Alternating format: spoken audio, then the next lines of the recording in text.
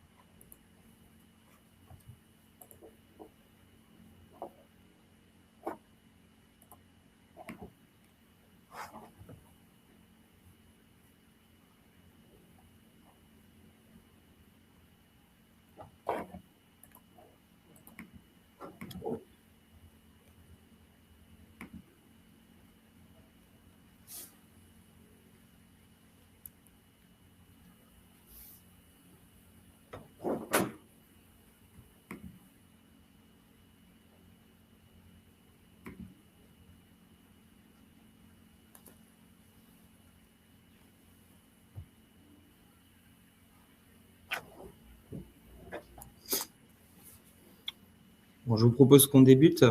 Donc, on va vous faire une présentation de chacun des intervenants. Donc, Aurélie, je te laisse te présenter et Lucas également.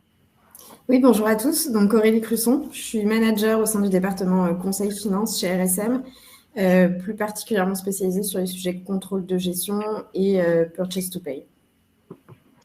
Oui, bonjour à tout le monde. Je suis Luca Pulli, je suis un associé de RSM Italie et je m'occupe soit de la partie audit, soit de la partie conseil. Je suis commissaire au compte en Italie et expert comptable en Italie toujours. Donc, Mathias Rotro, je suis manager conseil. J'interviens sur des missions de transformation de la fonction finance et plus particulièrement du P2P. Donc, en introduction, je vous propose qu'on revoie un petit peu le panorama des réformes qui sont liées à la facturation électronique depuis près de 10 ans. Les réformes françaises s'inscrivent dans un contexte international. Aujourd'hui, on a un certain nombre de pays qui ont déjà mis en place la facturation électronique, notamment en Amérique du Sud, avec le Chili qui a été précurseur, qui l'a mis en place à partir de 2001. Aujourd'hui, ils n'ont plus de déclaration de TVA. L'ensemble des déclarations de TVA ont été automatisées via la facturation électronique. On a des systèmes au niveau mondial qui sont assez hétérogènes. On a 4 grands systèmes qui aujourd'hui coexistent, avec le système français qui est en Y et qui peut être un petit peu différent du système italien qui va vous être présenté tout à l'heure par Luca. Donc, si on revient sur les réformes, donc il y a une première réforme qui a eu lieu en 2010 pour la mise en œuvre de la piste d'audit permanente, fiable et documentée via une directive européenne qui a été mise en place en France en 2013.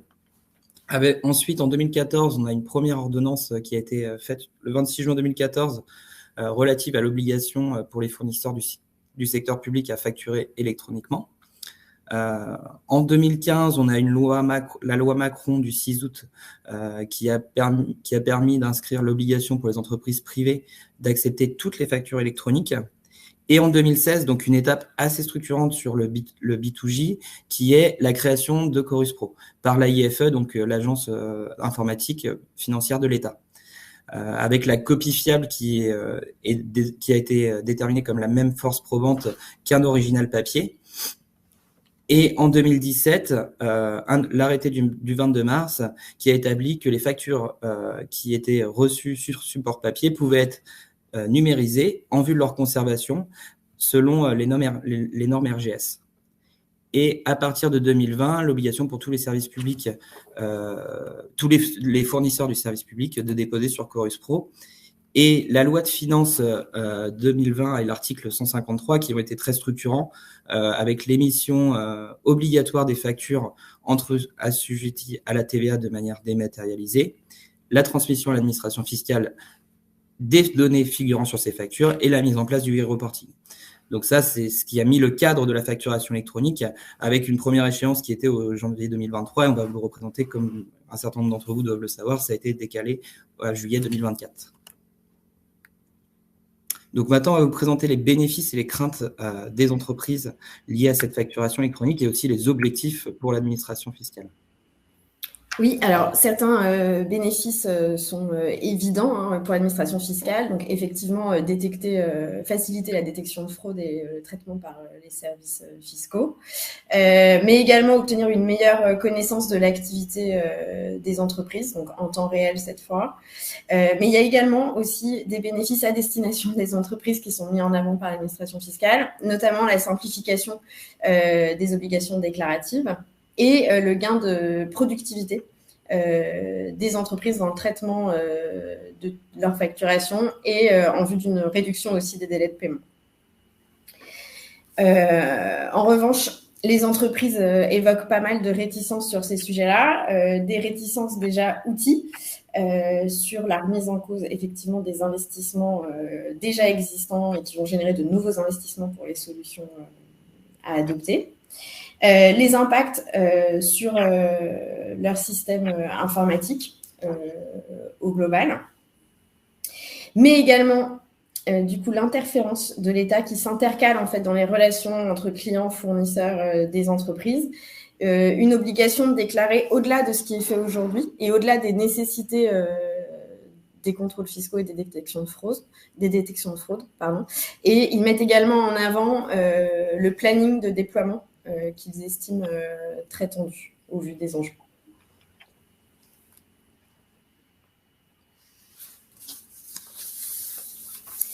Alors, pour renforcer la compétitivité des entreprises, ils mettent en avant plusieurs sujets. Il y a un rapport de la DGFiP qui est paru récemment qui mettait en avant un gain de compétitivité de l'ordre de 4,5 milliards de gains financiers pour les PME dans le cadre de la généralisation de la facturation électronique.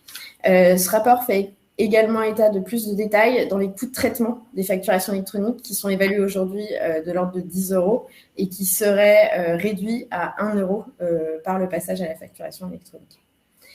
Donc, si on reprend un peu les différents éléments, on renforcerait la compétitivité des entreprises donc, par la réduction des coûts de traitement, donc ce qu'on vient d'aborder, et l'allègement de la charge administrative engendrée par la dématérialisation. On aurait un gain de traçabilité dans les documents. Enfin, je pense que vous êtes tous sensibles aux process fournisseurs qui peuvent être des fois lourds. Une réduction des délais de paiement, mais également des opportunités en termes de gestion de trésorerie, de projection, de pilotage de la performance plus largement. Et enfin, la mise en conformité donc avec les obligations fiscales et déclaratives. Donc, sur le mode de fonctionnement envisagé, donc je l'ai évoqué tout à l'heure rapidement en début de séance, c'est le schéma en Y qui a été choisi par l'État français. Donc, ce qu'il faut en retenir de ce schéma, vous voyez, il y a la plateforme de dématérialisation partenaire et également le portail public de facturation. Les entreprises vont avoir l'obligation de recourir à une plateforme de dématérialisation.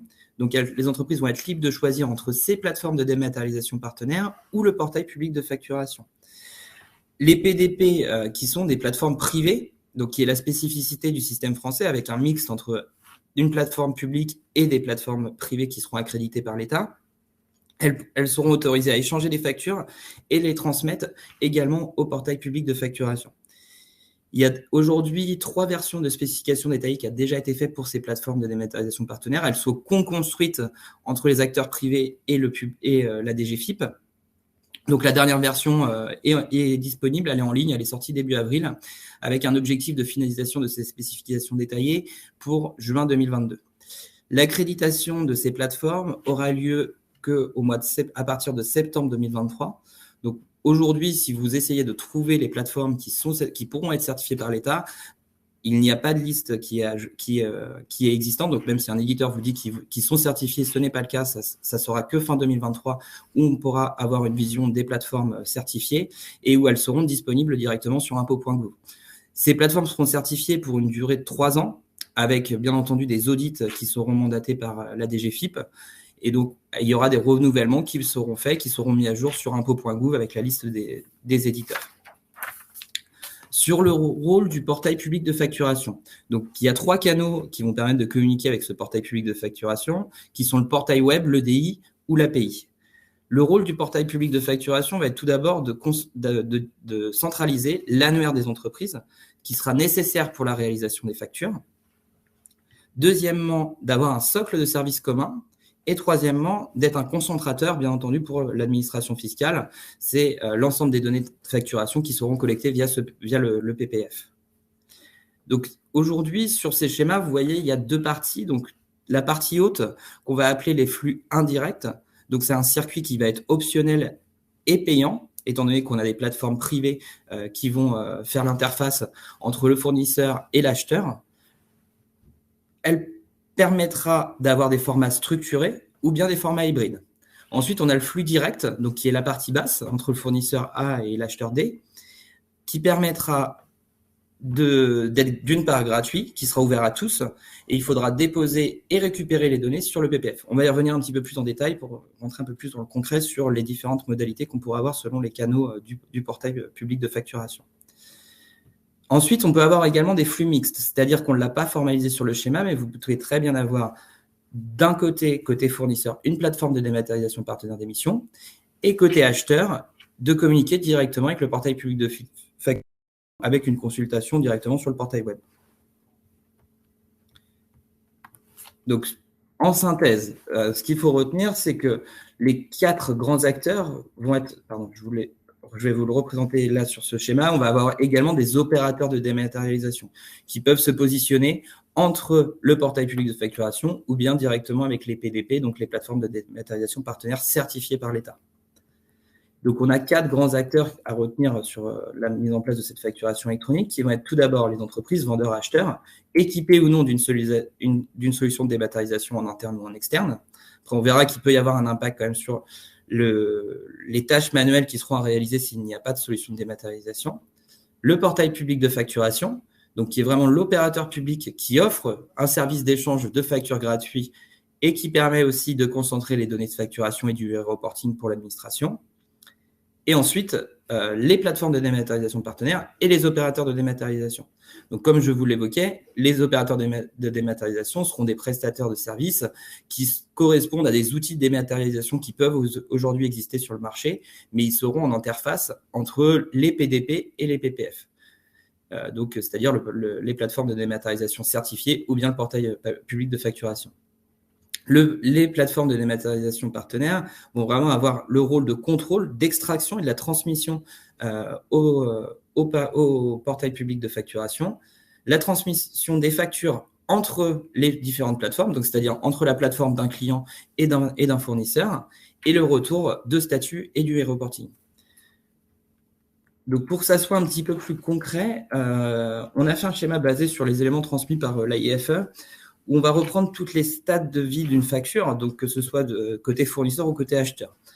Sur le mode portail, donc c'est un des canaux que je vous évoquais dans la présentation du schéma global. Pour la création de la facture, on va pouvoir consulter l'annuaire pour obtenir les informations sur l'acheteur directement en consultation sur le portail public de facturation. Hors portail, vous allez pouvoir préparer les données de la facture, donc soit sous format structuré ou bien sous format PDF.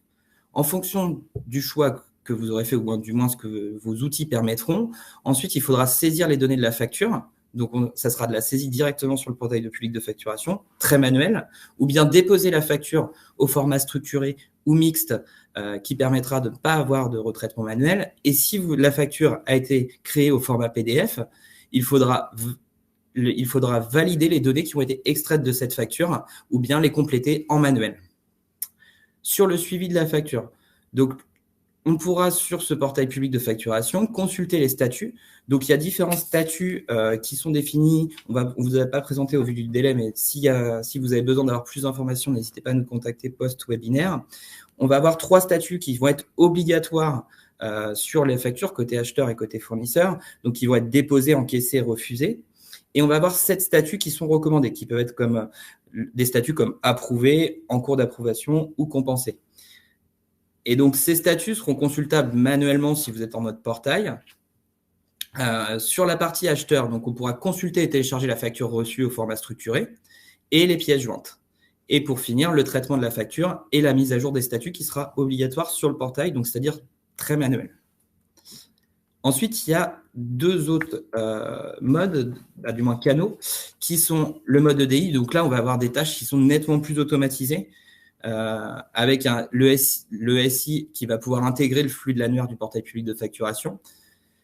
Les outils clients de l'entreprise vont créer la facture au format structuré et on va envoyer l'environnement ici va envoyer directement le flux contenant la facture à la plateforme émetteur selon le protocole qui aura été choisi de raccordement. La mise à jour des statuts sera bien entendu automatisée, donc le SI intégrera les flux de cycle de vie de la facture et de même, il pourra aller directement récupérer la facture reçue auprès d'un portail partenaire ou bien auprès du portail public de facturation. Et pour le traitement de la facture, de même, c'est une interface qui permettra de mettre à jour les cycles de vie avec le portail public de facturation. Ensuite, on a le mode de service API qui va être hybride. Donc, là où il est hybride, c'est sur la création de la facture. On va pouvoir soit créer une facture au format structuré ou bien le SI va pouvoir préparer les données de la facture pour les transmettre directement. Sur l'envoi de la facture, les données vont pouvoir être envoyées ou bien c'est le flux de facture qui va être transmis. Voilà la grande différence entre les trois canaux que je vous ai présentés. Et donc, avec le mode portail qui est très manuel et le DI Service API qui est automatique et qui permettra de réduire les coûts de traitement pour les entreprises. Donc, tout ça, comme l'a évoqué Aurélie, a quand même pour objectif pour l'administration fiscale de mettre en place des contrôles. Donc, je vais laisser Aurélie vous présenter les contrôles qui peuvent être envisagés par l'administration fiscale. On va retrouver 4 grandes familles de contrôles. Donc, tout d'abord, les contrôles de TVA, avec un recoupement en fait, des données collectées chez les fournisseurs et à l'inverse chez les clients. La vérification de l'application des taux et le rapprochement, un contrôle entre les taux de TVA de l'entreprise et la dette fiscale qui figure au passif du bilan. La deuxième grande famille de contrôles, alors voilà, c'est les opérations internationales. Il y aura des contrôles sur la fiabilisation du montant des opérations non imposables et la détection d'opérations intracommunautaires qui pourraient être injustifiées. Cela permettra aussi de faire des détections anticipées, donc avant le dépôt des liasses fiscales et du coup en direct, et de lutter également contre les demandes de remboursement de crédit TVA qui pourraient être frauduleuses. Et enfin, des contrôles sur le chiffre d'affaires, avec le contrôle du coup de la répartition des opérations entre celles relevant des prestations de services et des ventes de biens, la détection d'activités professionnelles occultes chez les clients particuliers qui seraient non déclarés et la vérification de la bonne application de la réglementation relative aux ventes à distance. Et des contrôles de seuil. Oui, j'ai pas abordé les contrôles de seuil. Là.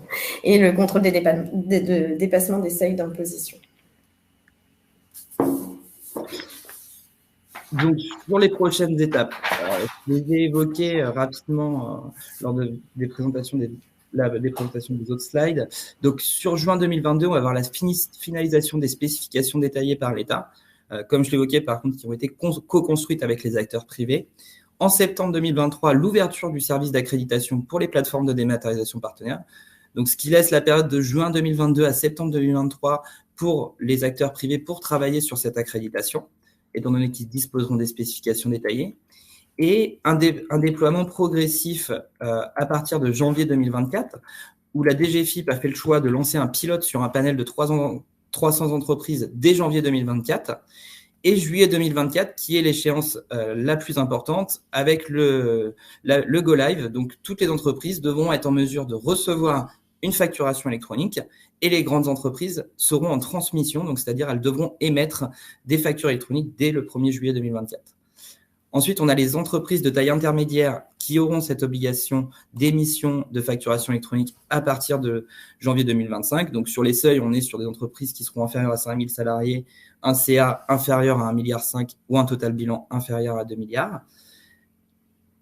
Et à partir de janvier 2026, les petites et moyennes entreprises, donc c'est-à-dire les seuils seront celles des PME, donc en dessous des seuils de l'ETI. Donc la DGFiP aujourd'hui, dans son discours, n'évoque pas un deuxième décalage de la réforme. Ils ont vraiment pour objectif de tenir ces délais, et le fait qu'ils travaillent déjà en groupe de travail avec les acteurs privés permet de les rassurer sur cette projection de calendrier.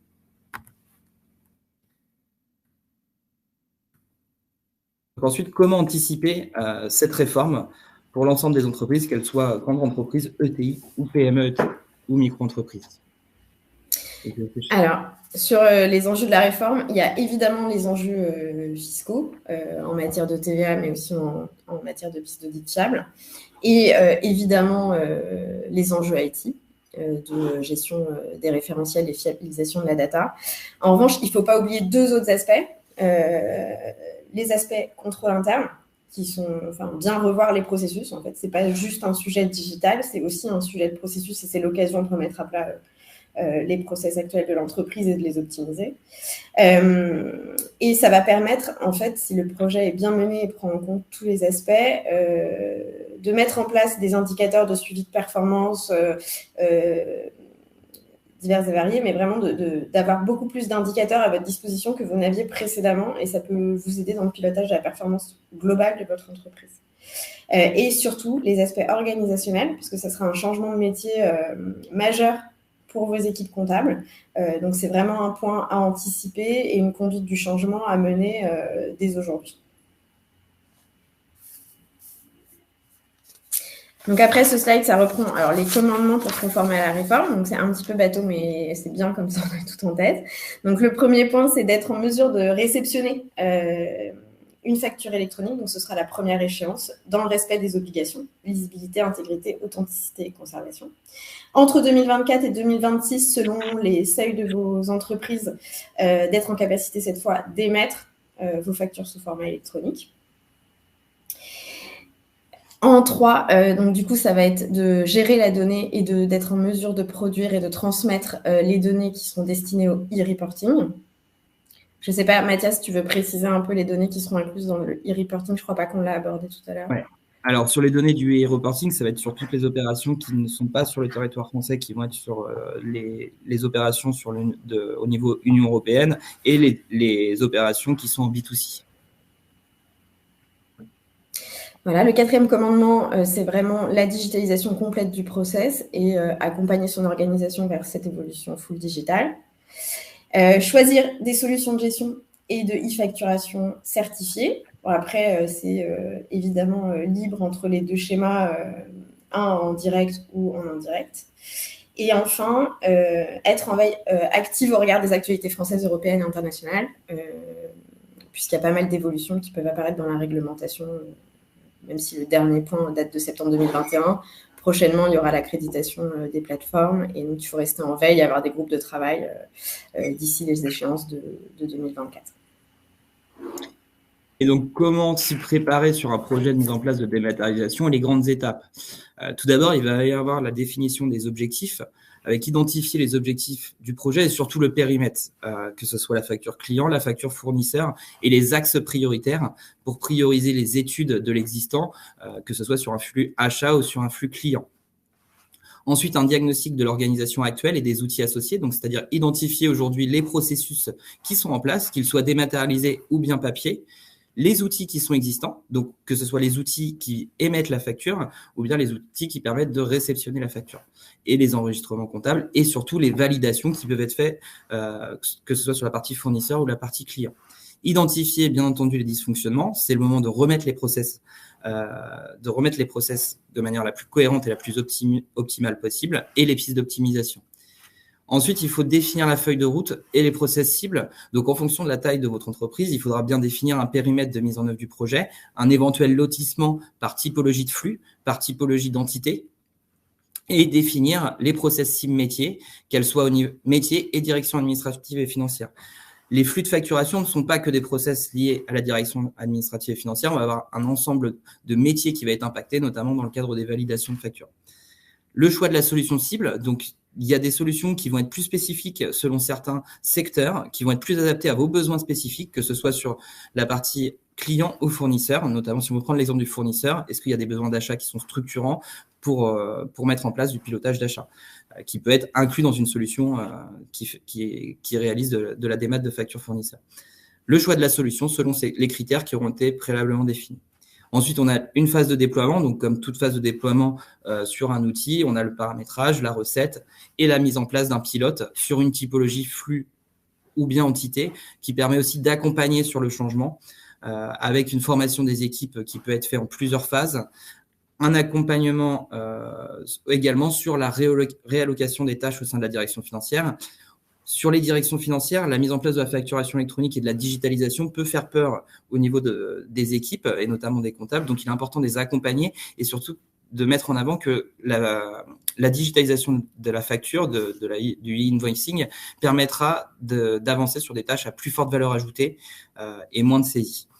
Et notre dernier point d'attention pour conclure sur le système français, sur la réforme et sur les prochaines étapes, c'est bien anticiper les impacts dès maintenant, d'autant plus qu'à partir de 2023, il risque d'avoir un goulot d'étranglement au niveau de la capacité à faire des éditeurs et des expertises sur le sujet. Donc, je vous propose, si vous avez des questions, de nous poser ces questions et ensuite, on aura la présentation de Luca sur le retour d'expérience de la mise en place de la facturation électronique en Italie.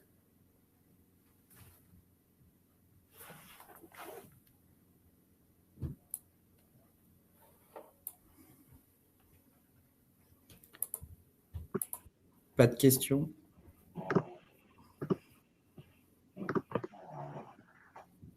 Bon, bah, Luca, je te propose de présenter le retour d'expérience RSM Italie. Oui, merci Mathias. Alors, 10 minutes, un quart d'heure au maximum pour vous donner quelques feedbacks, un retour d'expérience depuis 3 ans en fait. Pourquoi 3 ans? Parce que tout a commencé le 1er janvier 2019 en Italie parce que le fisc a introduit une obligation concernant la facturation électronique pour tout le monde. Pour tout le monde, ça veut dire en fait pour toutes les sociétés résidentes et stables dans les territoires italiens.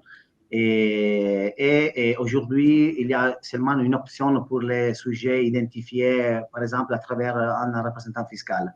Donc, pour les secteurs B2B et B2C, pour tout le monde, cette obligation, en fait, tout le monde est concerné à travers cette obligation. L'introduction de la facturation électronique en Italie a permis d'abolir, d'éliminer certaines autres obligations, notamment concernant la communication des données des factures. Il s'appelle en Italie spesomètre, il s'appelait en Italie spesomètre. Par contre, il reste encore des autres obligations concernées à les liquidations périodiques, mensuelles ou trimestrielles, qui sont toujours des communications des données liées à la facturation active et passive concernant donc la TVA. Deuxième étape, c'est le 1er juillet 2019. Ça veut dire après 6 mois, le fisc a passé à appliquer en fait l'obligation aussi au secteur retail.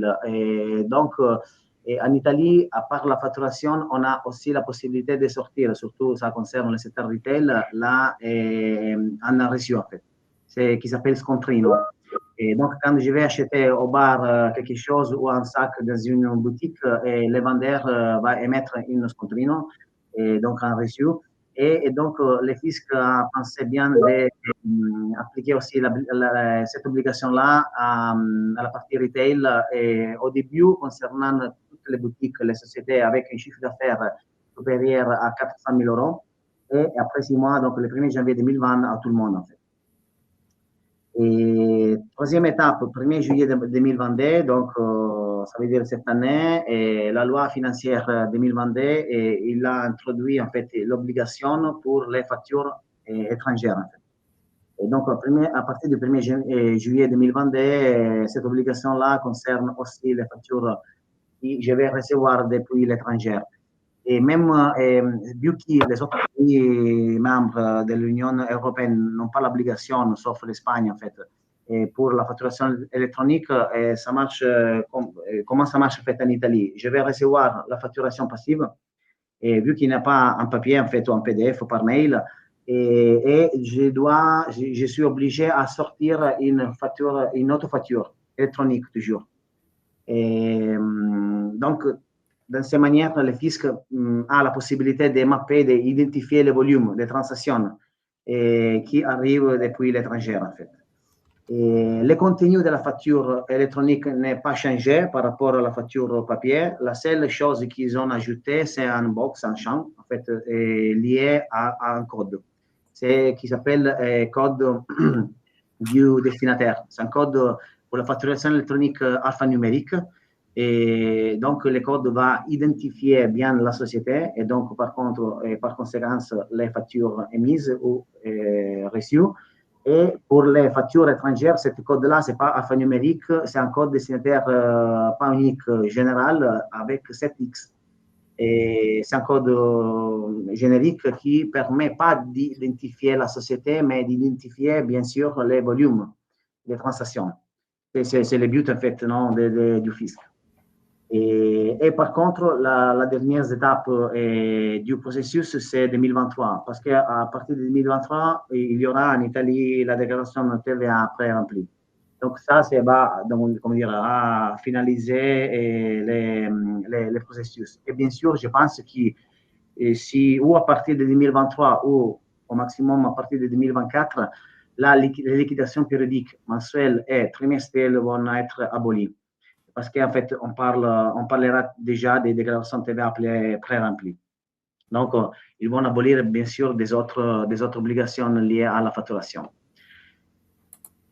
Une chose, en fait, pour vous comment dire, vous montrer un peu la procédure, le processus. Le premier élément que je voulais souligner, c'est que la facture électronique, bien sûr, c'est un document informatique qui va être transmis par la société à travers un système digital qui s'appelle SDI, qui signifie en fait système d'interscambio, c'est un système d'interchange et qui fait des contrôles. La deuxième chose que je voulais souligner, c'est le contenu. Comme je disais, il n'y a pas de nouveauté au niveau des contenus. Il y a les mêmes éléments de la facture papier. La seule chose, en fait, c'est le code. Donc, en Italie, on a 3 possibilités, ou le code destinataire unique, ou si on n'a pas le code, parce que, par exemple, les fournisseurs, les clients ne m'indiquent pas, en fait, ne me communiquent pas les codes, je peux taper 7 fois 0, c'est un code générique, mais lié au numéro de TVA de la société, le fisc a la possibilité de mettre, en fait, non, les chiffres, les données, et donc d'identifier la société. Ou sinon, on a une troisième, comment dire, schéma, en fait, qui s'appelle PEC. En Italie, on a introduit ça depuis 10 ans, 15 ans. C'est un système de mail certifié qui va substituer la recommandée avec accusé de réception. Donc, si je n'ai pas les codes, si je ne tape pas en fait dans la facture électronique les codes génériques 7 fois 0, le système a la possibilité d'envoyer par PEC, donc par un mail certifié, la facture. Et donc, le destinataire va recevoir, bien sûr, la facture électronique de cette manière-là. Et troisième chose, format. Format, c'est un fichier en format XML. Et ça, c'est le format en fait, que le fisc italien a choisi. Et comment ça marche la procédure rapidement, 3 étapes. La première, c'est la société va assortir et à transmettre, bien sûr, au fisc la facture électroniquement. Et ça, je peux le faire ou à travers l'expert comptable, donc un intermédiaire, ou directement, moi, à travers un module intégré dans le système comptable. Donc, tous les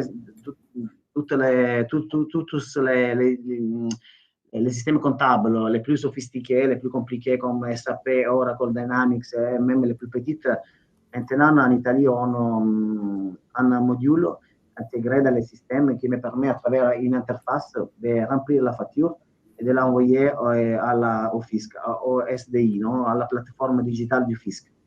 Deuxième étape, la plateforme fait des contrôles formels, et que des contrôles formels, en fait, et il me donne green light ou rejette la facture s'il y a, par exemple, des problèmes liés au code destinataire, par exemple, ou au contenu de la facture, par exemple. Et sur la base de la loi italienne, on a le fisc a 5 jours pour rejeter ou approuver la facture.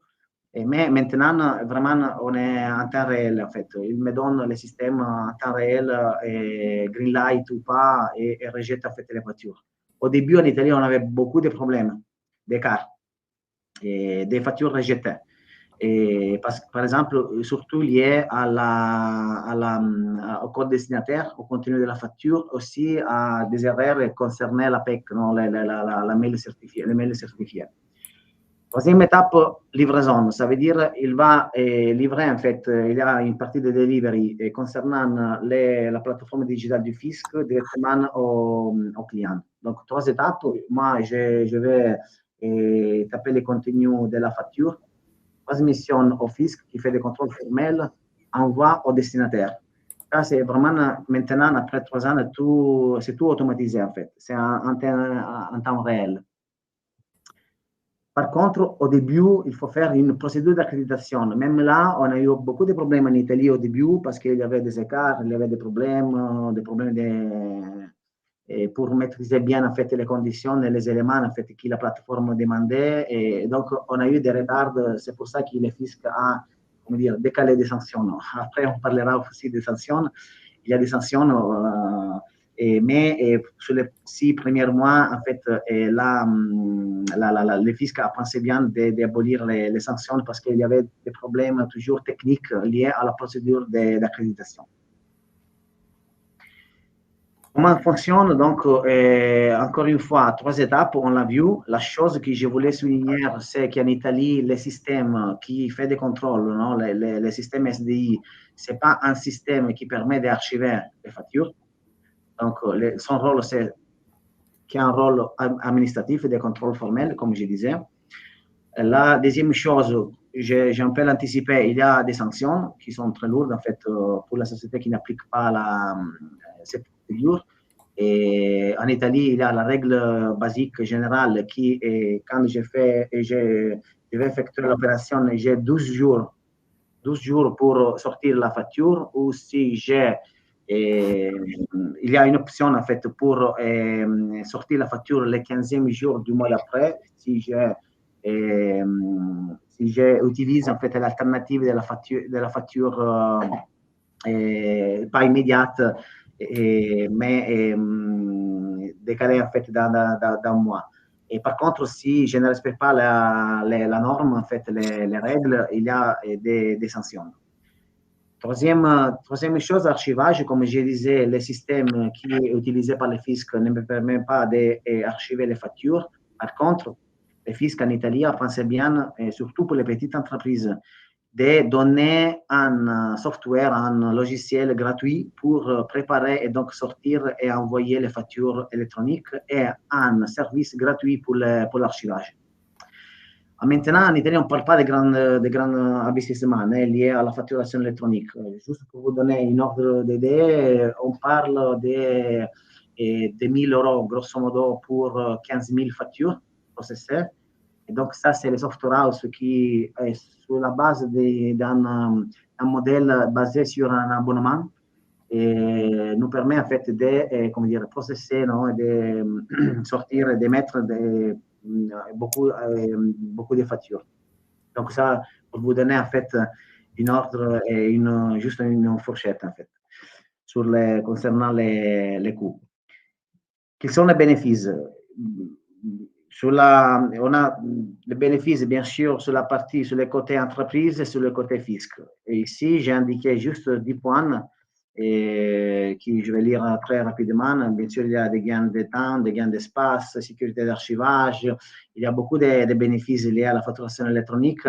Il y a, et c'est la chose que je voulais encore une fois souligner, il y a un petit grand bénéfice lié au rapport avec les relations avec le fisc. Si je respecte.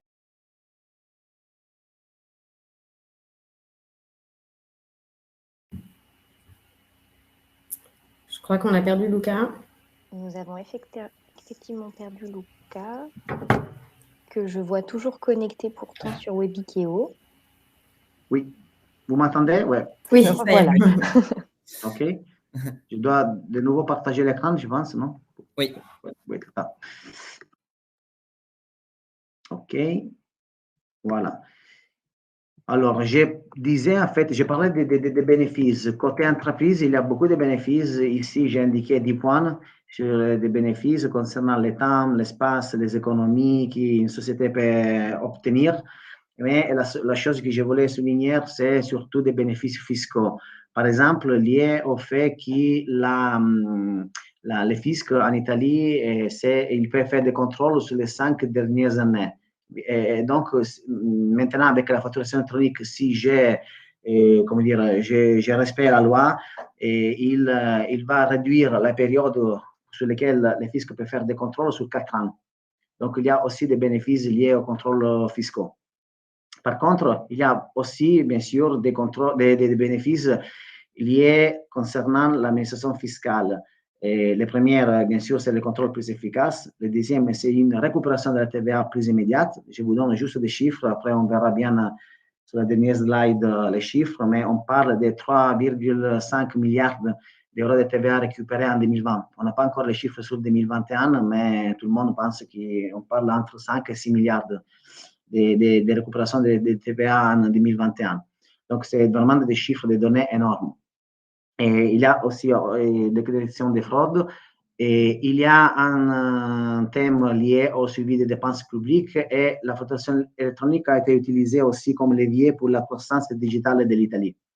Donc, c'est ça les 5 points importants pour le fisc, pour l'État italien et pour les pays en fait italiens. Et dernière chose, je vous donne quelques chiffres. Comme je disais, 2 milliards d'euros de factures électroniques mises en 2019, 2 milliards d'euros de TVA récupérés en 2019, 3,5 comme je disais en 2020.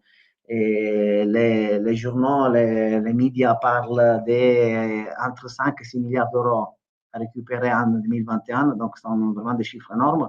Mais la chose plus importante de mon côté, vu que je suis aussi consultant, en fait, on a suivi beaucoup de processus, beaucoup de projets et concernant la facturation électronique, c'est que cette obligation-là, c'est lié à, c'est pas qu'une n'est pas qu'une obligation fiscale et basta, mais c'est quelque chose lié à la supply chain finance.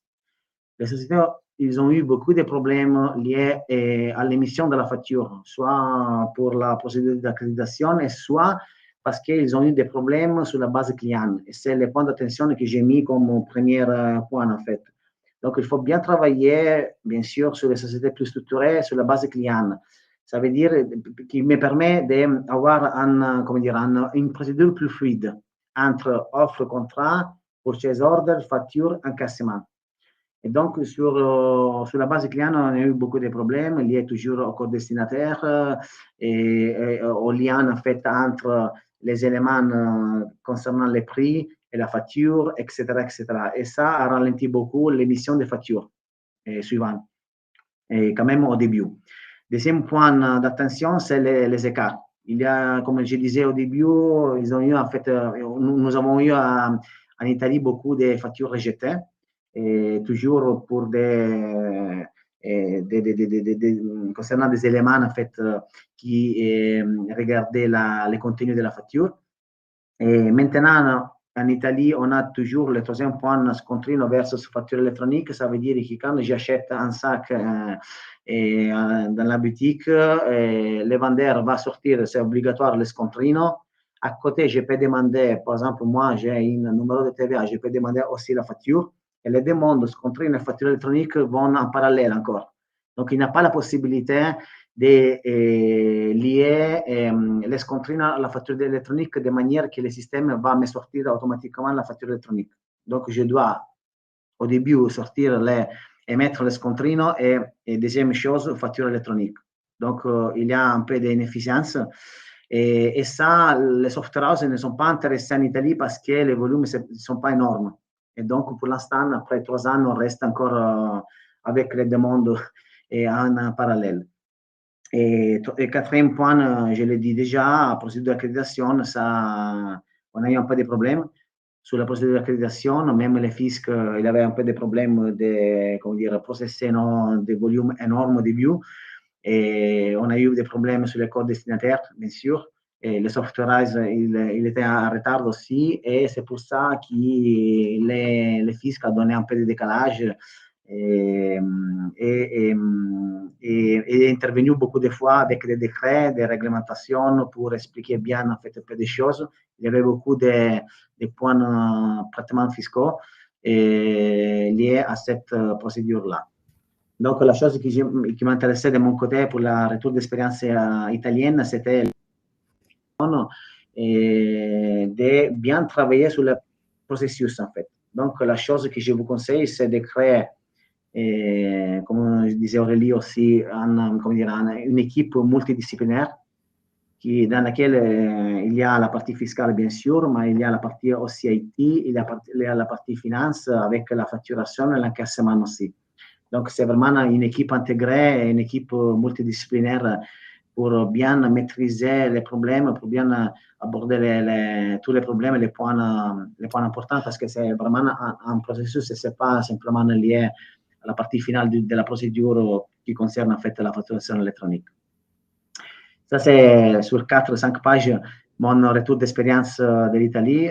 Bien sûr, je reste à disposition, moi, et bien sûr avec mes collègues français. Et si vous avez des questions sur cette partie-là qui me concerne ou sur la partie de Mathias et d'Aurélie. Merci. Il y a une question de Florence. Je pense qu'il y a un micro. Une question de Florence sur l'accréditation des plateformes connues qui sont Basware, Esker, ITsoft, CGD, Mayuse. Donc, ça a été fait. Les spécifications détaillées sont faites en co-construction avec ces types d'éditeurs. Donc, aujourd'hui, pour nous, ils seront accrédités. On n'a pas une assurance à 100% qu'ils puissent être accrédités, mais il y a potentiellement une forte probabilité qu'ils soient accrédités et ils travaillent dessus et c'est très structurant pour eux dans leur trajectoire. Et on peut peut-être ajouter aussi qu'il y a certaines plateformes qui aujourd'hui traitent que la partie fournisseur, sont en train de développer la partie client et du coup, je pense que c'est un point important dans le choix de la solution qu'on fait. Et donc il y a ceux qui développent une partie client ou d'autres acteurs qui ont fait le choix d'un rapprochement entre deux éditeurs pour traiter la partie fournisseur et client. Dans ceux que vous avez cités. Mais c'est vrai que c'est important en tout cas de faire attention sur le choix d'acteurs que vous allez prendre sur la dématérialisation. Il faut que ça soit un acteur reconnu sur la place pour qu'il puisse avoir cette accréditation. Parce que ça va nécessiter un investissement quand même assez important pour eux.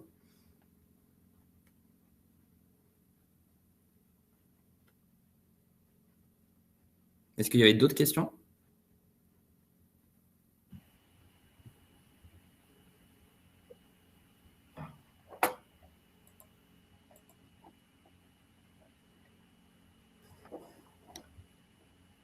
S'il n'y a pas d'autres questions, on peut peut-être attendre encore une minute, sinon on va clôturer le webinaire. Et n'hésitez pas, si vous avez besoin d'informations complémentaires, nos coordonnées sont à la fin de la présentation qui vous sera transmise en PDF. Donc, n'hésitez pas à nous contacter, notamment sur les statuts. On n'a pas pu présenter tout en détail au vu du délai, mais n'hésitez pas à nous recontacter pour des informations complémentaires. Bon, si pas d'autres questions, je vous propose qu'on clôture le webinaire. Merci à tous pour votre présence. Merci beaucoup. Merci à tous. Merci. Et à bientôt. Pour ce retour d'expérience. Merci à vous. Merci. À bientôt. À bientôt.